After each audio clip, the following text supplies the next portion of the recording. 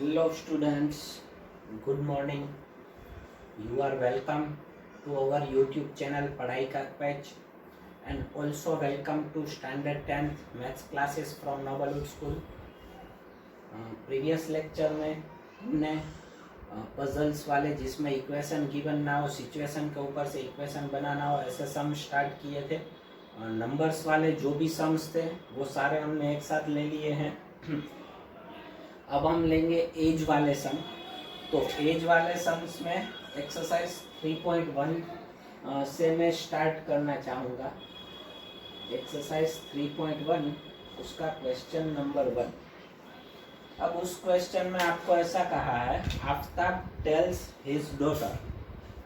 Aftab tales his daughter, क्या कहता है आफ्ताब अपनी डॉटर से? 7 years ago, 7 साल पहले, I was 7 times as old as you. I was 7 times as old as you, मतलब मैं तुमसे 7 तुम्हारी एज से मेरी एज जो है वो 7 गुना थी. 7 times. Also 3 years from now. Also 3 years from now, आज से 3 साल के बाद, I shall be 3 times as old as you will be. 3 साल बाद 3 times होगी मेरी एज जो है वो तुम्हारी एज से. Isn't this interesting? अब ये इंटरेस्टिंग तो है sentence. Represent this situation algebraically and graphically. Graphically तो हम नहीं करते, अल्जेब्रिकली मतलब रिप्रेजेंट करना, मतलब सिर्फ हमें इक्वेशन बनाना है. इक्वेशन कैसे बनाएंगे? यहाँ पे दो लोग हैं, Aftab tales his daughter. Aftab और उसकी डॉटर दोनों की प्रेजेंट एज हमें एज्यूम करनी होगी. कौन सी एज एज्यूम करनी होगी? Present age. Let Aftab's present age, Aftab's present age is x years. Aftab की प्रेजेंट एज कितनी है? x year. And his daughter's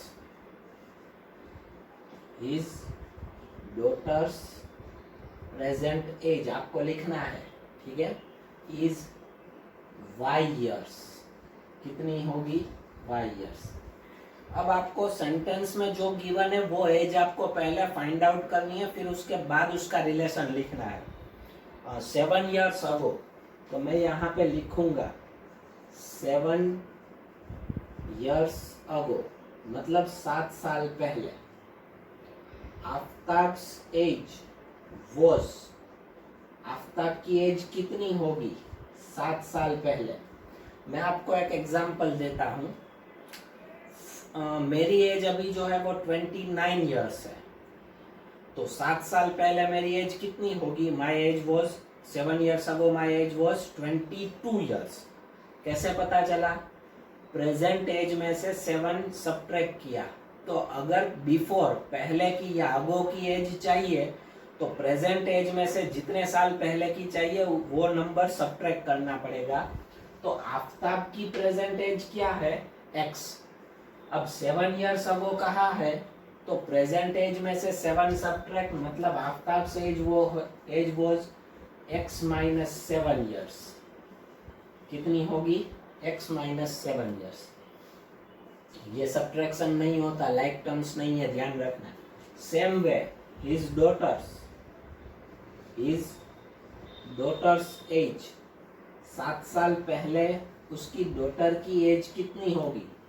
तो डॉटर की प्रेजेंट एज कितनी है? y. उसके 7 साल पहले मतलब y minus 7 years. समझ में आया? अब इन दोनों का रिलेशन गिवन है. 7 years ago I was 7 times as old as you. Aftab जो है वो 7 साल पहले कितना है? 7 times उसकी डॉटर की एज से. So Aftab's age is equals to 7 times मतलब 7 मल्टीप्लाई बाय डॉटर्स एज. लेकिन ध्यान रखना, ये सेंटेंस में कौन सी एज की बात की गई है? 7 years अगो वाली.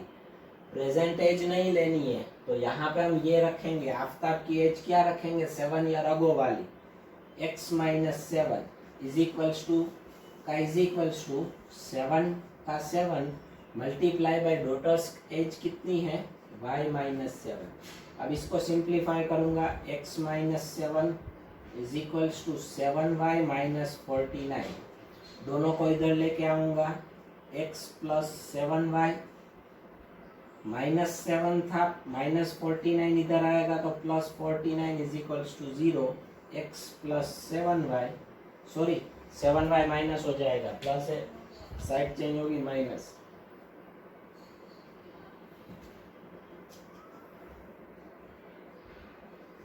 माइनस 7 प्लस 49 का आंसर होगा plus 42 is equals to 0। It is called equation number 1। अब दूसरा गिवन है 3 इयर्स फ्रॉम नाउ, तो जैसे ये प्रोसेस की है वापस 3 इयर्स फ्रॉम नाउ की प्रोसेस करनी होगी। 3 इयर्स फ्रॉम नाउ, नाउ मतलब अब से 3 साल बाद। अब मैं आपको पूछता हूँ, मेरी एज 29 इयर्स है आज, तो 3 इयर्स फ्रॉम नाउ मेरी एज कितनी होगी, यस 32। कैसे पता चला, प्रेजेंट एज में ऐड करनी, मतलब आफ्टर का पूछा है, आफ्टर की एज की बात है तो प्रेजेंट एज में ऐड करने होंगे जितने साल का कहा है वो, एंड अगर बिफोर अगो का कहा है तो सब्ट्रैक्ट करने होंगे। तो चलिए यहाँ पे पहले तो एज लेंगे, आफ्ताब्स एज विल बी, देखिए मैं दोनों में सेंटेंस अलग अलग यूज कर रहा हूँ, वो तो आपको ग्रामर पता ही होगा। अगो पहले की है तो वॉज लिया था, आफ्टर है बाद की है तो विल बी लिख रहा हूँ। Aftab's age will be, present age कितनी है आफ्ताब की, x, तो 3 साल बाद कितनी होगी, x प्लस 3 ईयर्स। अब कोई x प्लस 3 का 3x मत कर लेना, because they are unlike terms, okay. And his daughters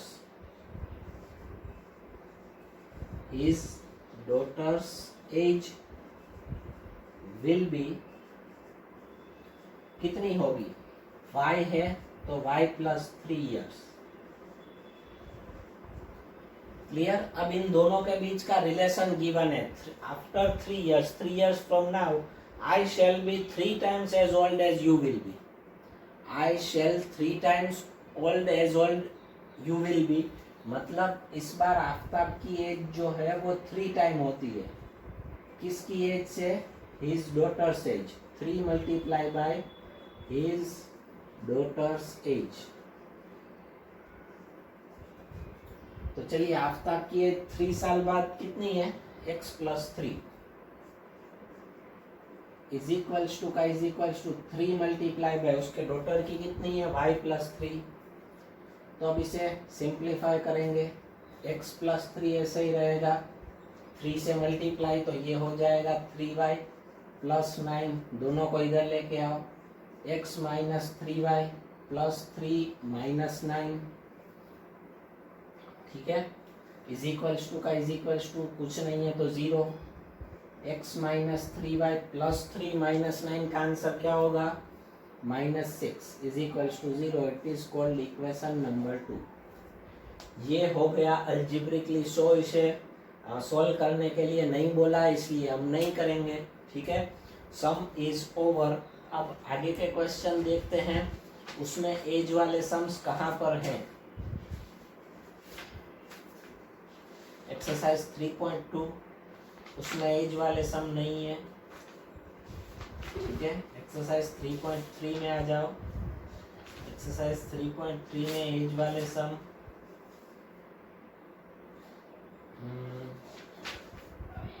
हाँ है। क्वेश्चन नंबर 3 में 6-1, क्वेश्चन नंबर 3 में 6-1, बट आप पहले ये लिख लो, फिर उसके बाद मैं आगे वीडियो कंटिन्यू करता हूँ।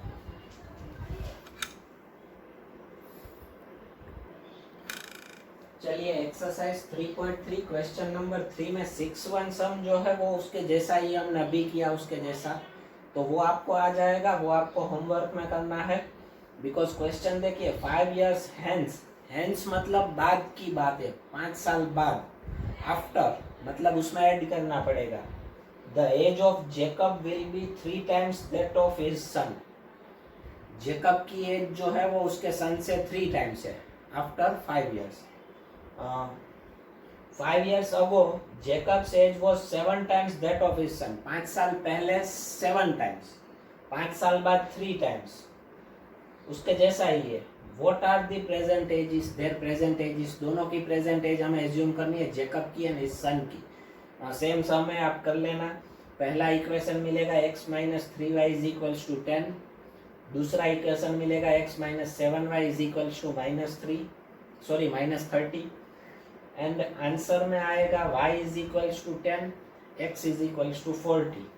अगर आपने जेकब की एज x एज्यूम की है तो, अगर आपने जेकब की y ली है, उसके सन की x ली है, तो आपका आंसर आएगा x is equals to 10 and y is equals to 40। ठीक है, कन्वर्स। क्लियर। अब उसके बाद का जो सम है वो मैं करवा रहा हूँ। उसके बाद का मतलब एक्सरसाइज 3.4 क्वेश्चन नंबर 2 में सेकंड।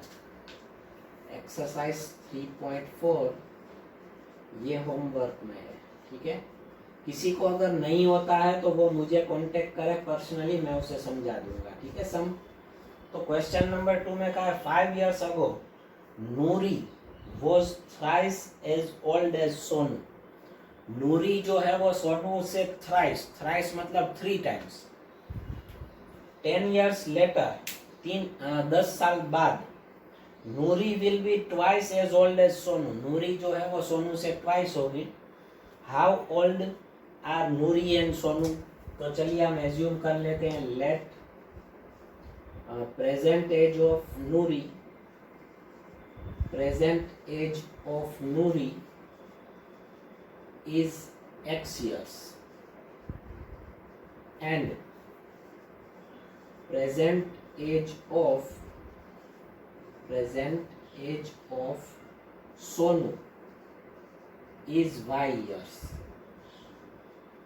ये हमने एज्यूम कर लिया। अब 5 years ago 5 साल पहले की बात हो रही है, तो पहले तो 5 साल पहले दोनों की एज लिखेंगे। 5 years ago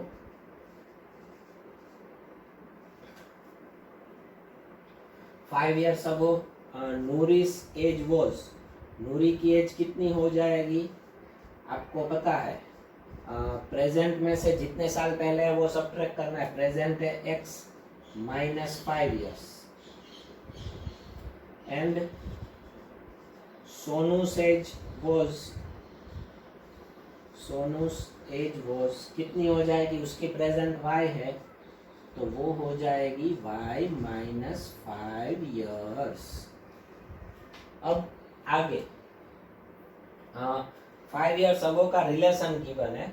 Noori was thrice as old as Sonu. Noori was thrice, Noori की एज थ्राइस है, किससे? सोनू से। तो यहाँ पे मैं लिखूंगा age of Noori is equals to 3 multiply by age of Sonu. ये भी वैसे तो उसके जैसा ही सम है, लेकिन मैं एक बार और करवा देता हूँ।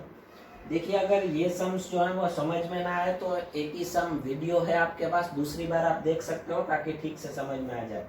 चलिए, age of Noori x minus 5 is equals to 3 multiply by age of Sonu y minus 5।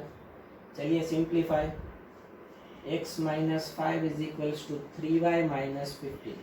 दोनों को side change, x minus 3y minus 5 था, माइनस 15 आएगा तो प्लस 15 इज इक्वल्स टू 0। ये दोनों लाइक टर्म से इनका एडिशन सब्ट्रैक्शन होगा।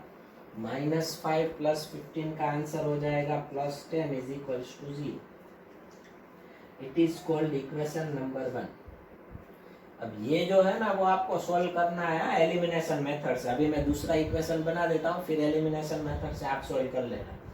5 years ago हो गया, 10 years later, 10 years later, letter मतलब बाद में, तो नूरी की नूरी's एज विल बी कितनी होगी 10 साल बाद। तो प्रेजेंट कितनी है x, तो 10 साल बाद क्या होगी x प्लस 10 यस। अब इसे भी कोई 10x मत करना, x प्लस 10 10x नहीं होता, दे आर अनलाइक टर्म्स। उसके बाद सोनू सेज विल बी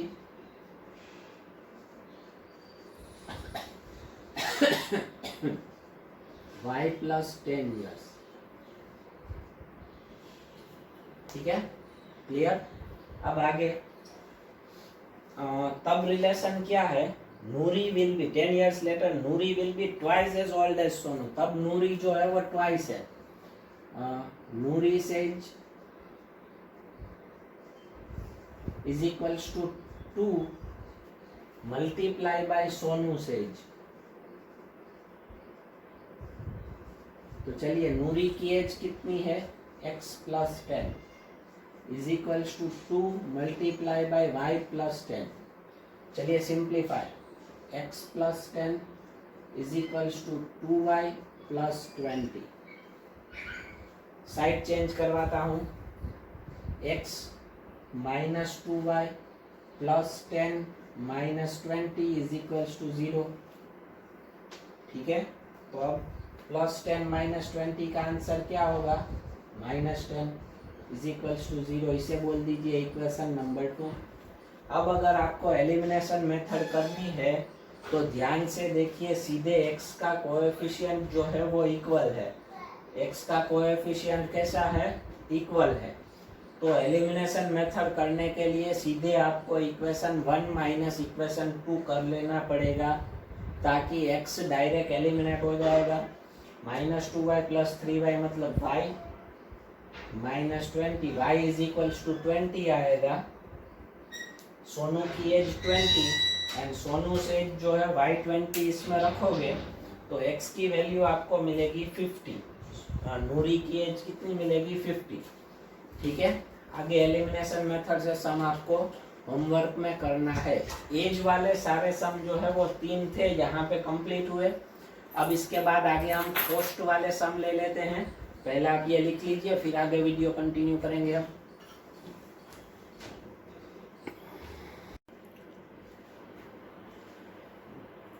तो चलिए दोस्तों, अब हम आगे वीडियो कंटिन्यू करते हैं। अब मैं लेने जा रहा हूँ कॉस्ट वाले सम। एक्सरसाइज 3.1 में क्वेश्चन नंबर 2 है। देखिए, कॉस्ट वाले सम है वो प्रैक्टिकली यूज होते हैं, इसलिए वो प्रैक्टिकली एक आध एग्जांपल लेके भी सोचना पड़ेगा। The coach of a cricket team buys 3 bats and 6 balls for ₹3,900. 3 bats and 6 balls for 3,900. Later she buys another bat and 3 more balls of the same kind for ₹1,300.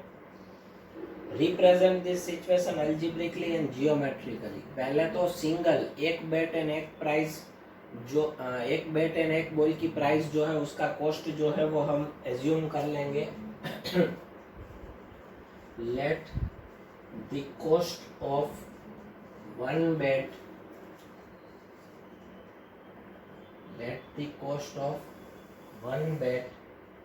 is ₹X and the cost of one ball is ₹Y। ठीक है, एक bat का cost X rupees and एक ball का cost क्या assume कर लेते हैं हम, Y रुपीस। अब कोच का कहा है, अब मैं आपको पूछता हूँ, अगर एक बैट की प्राइस 1000 है और एक बॉल की प्राइस 100 रुपीस है, तो आप मुझे बताइए 3 बैट एंड 5 बॉल का चार्जेस क्या होगा। सिंपली आप कैलकुलेशन करोगे, एक बैट के 1000 तो 3 बैट के 3000। कैसे पता चला उन दोनों का multiply, number of bats and cost of one bat, उसमें ऐड किया number of balls into cost of balls. ठीक है, तो यहाँ पे भी ऐसा होगा, कोच बाइस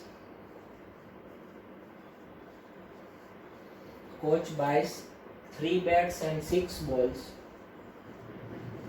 3 bats and 6 balls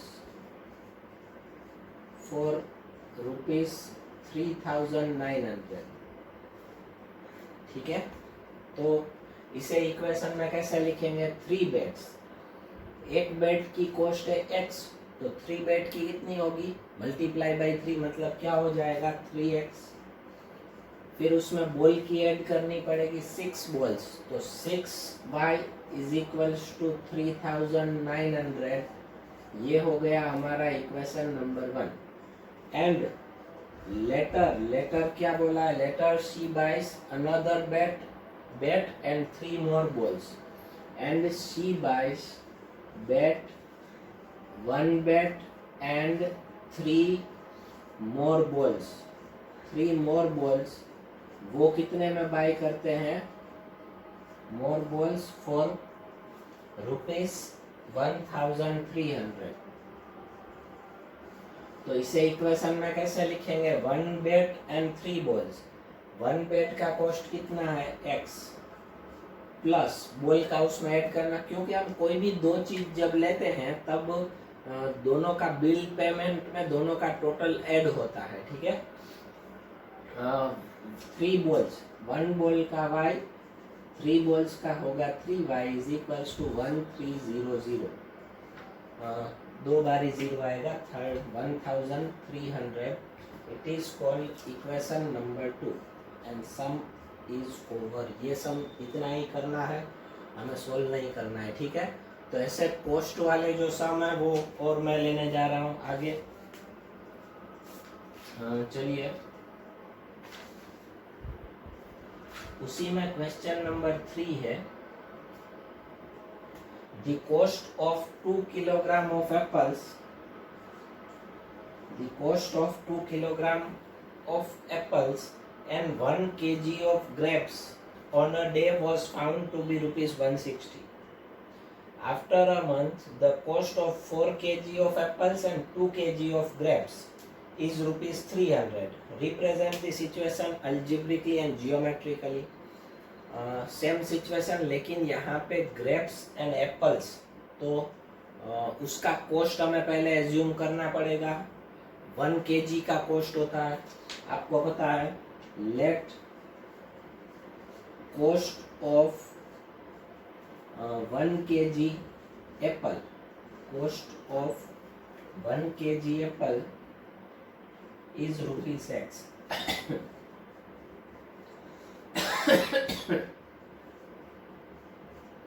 is ₹X, and cost of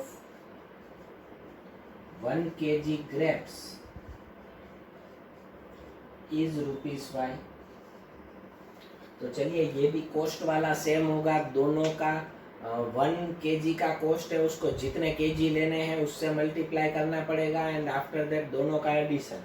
तो पहले मैं लिखता हूँ 2 kg apples and 1 kg grape का कॉस्ट है 160। The cost of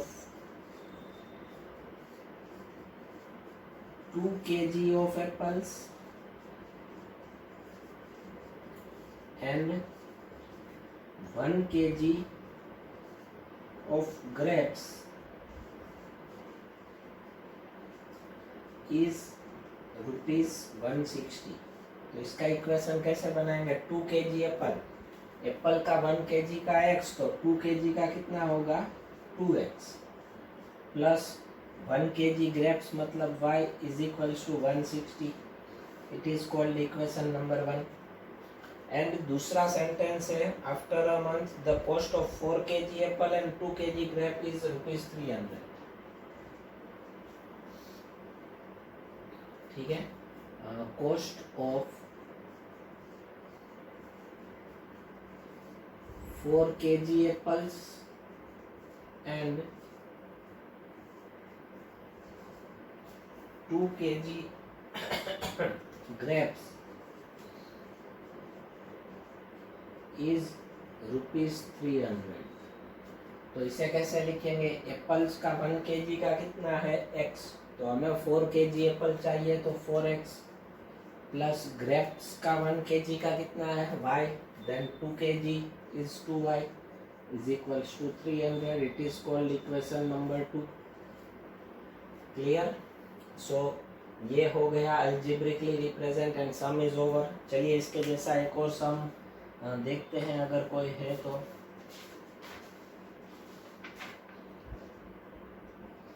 yes, exercise 3.2 question number 1. लेकिन उसमें भी सॉल्यूशन ग्राफिकली करना है, सिर्फ इक्वेशन बनाना है. 5 pencil and 7 pens together cost ₹50, whereas 7 pencil and 5 pens together cost ₹46. Find the cost of 1 pencil and that of 1 pen. आपको कॉस्ट फाइंड आउट नहीं करना, सिर्फ इक्वेशन बनाना है. वो सम होमवर्क में एक्सरसाइज 3.2 क्वेश्चन नंबर 1 सेकंड. ठीक है, इसके जैसा ही ये बना लेना, हो जाएगा इजीली. एक क्योंकि एक और है वो मैं करवा रहा हूँ कॉस्ट वाला.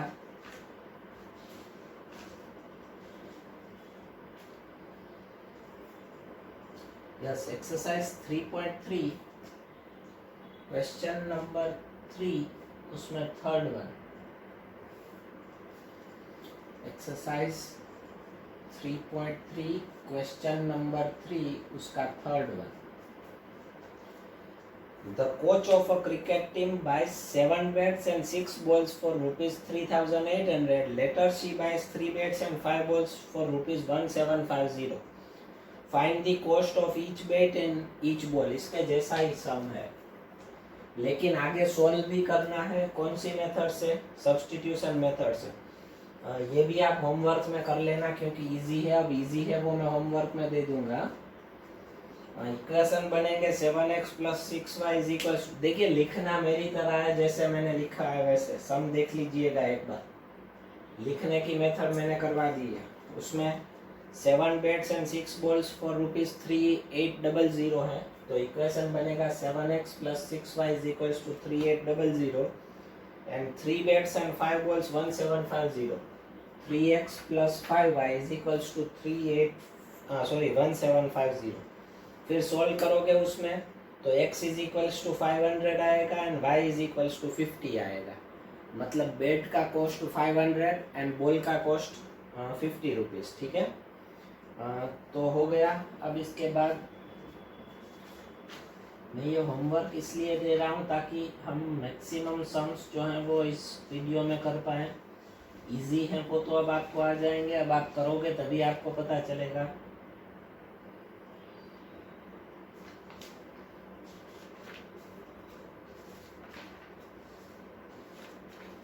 चलिए, अब तो और कुछ नहीं है इसमें इक्वेशन बनाने जैसा. एक और इक्वेशन बनाना है एक्सरसाइज 3.1 में. सॉरी, 3.1 में तो तीनों हो गए. 3.2 में है.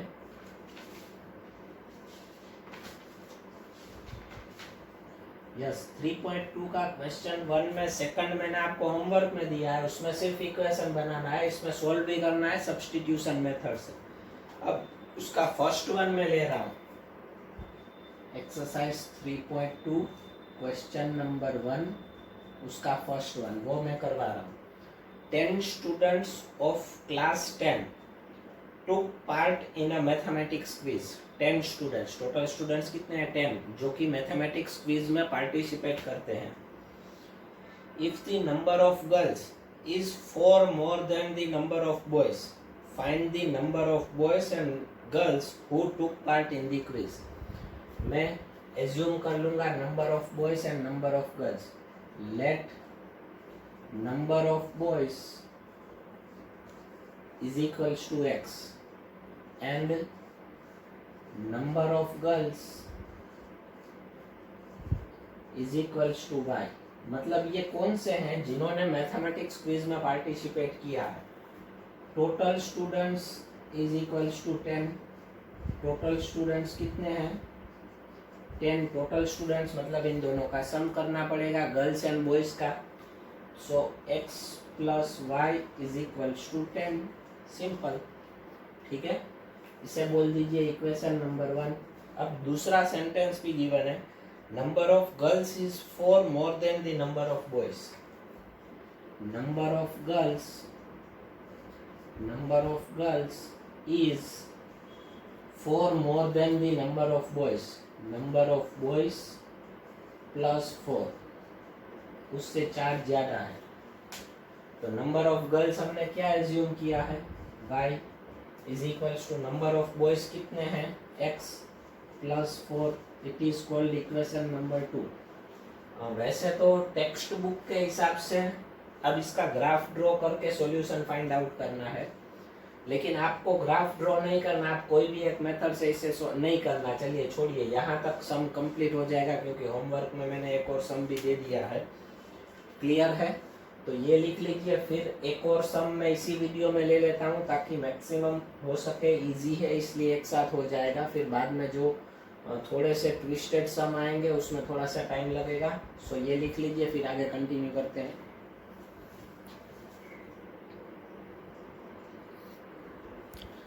चलिए एक और इजी सम है वो ले लेते हैं. एक्सरसाइज 3.3 क्वेश्चन नंबर 3 में third one. The larger of 2 supplementary angles. Supplementary angles याद है ना, सम कितना होता है 180. तो larger of 2 supplementary angles exceeds the smaller by 18 degree. Find them. उसको फाइंड आउट करना है, लेकिन मेथड इसमें कौन सी है, सब्स्टिट्यूशन. ध्यान रखना. So let larger angle is x. Larger angle is x and smaller angle is y. अब आपको कहा है larger exceeds the smaller by 18. Exceeds मतलब ज्यादा है. The larger exceeds smaller by 18. तो इसे कैसे लिखेंगे, larger angle is equals to smaller angle plus 18. उससे ज्यादा है. लार्जर एंगल हमने क्या एज्यूम किया, x is equals to y plus 18. It is called equation number 1. Substitution के लिए इजी हो जाएगा. डायरेक्ट x की सब्स्टिट्यूट वैल्यू मिल गई. इक्वेशन 3 लेने की जरूर नहीं पड़ेगी. लेकिन अभी दूसरा सेंटेंस कैसे मिलेगा, दूसरा इक्वेशन. आप बोलोगे सर अब तो कुछ है ही नहीं. ध्यान से देखिए, गिवन है सप्लीमेंट्री एंगल्स. तो यहाँ पे लेंगे both angles are supplementary. Supplementary का मतलब क्या होता है, दोनों का सम कितना होता है 180. सो देयरफॉर x प्लस y is equals to 180. It is called equation number 2. अब आगे समाप्त कर लेना. x की जगह पे सब्स्टिट्यूट वैल्यू रख दोगे, 18 साइड चेंज होगा तो y की वैल्यू मिलेगी 81 एंड x की वैल्यू मिलेगी 99. सम बाद में ओवर होगा. आप सब्स्टिट्यूशन मेथड से होमवर्क में सोल्व कर लेना. इस वीडियो में इतना ही. इजी सम्स थे इसलिए थोड़ी स्पीड बढ़ा दी थी. थोड़े ऐसे ट्विस्टेड सम अब आगे आएंगे. किसी को कोई क्वेरी या डाउट हो तो कांटेक्ट कर सकते हो. आज के लिए इतना ही. जय हिंद, गुड बाय.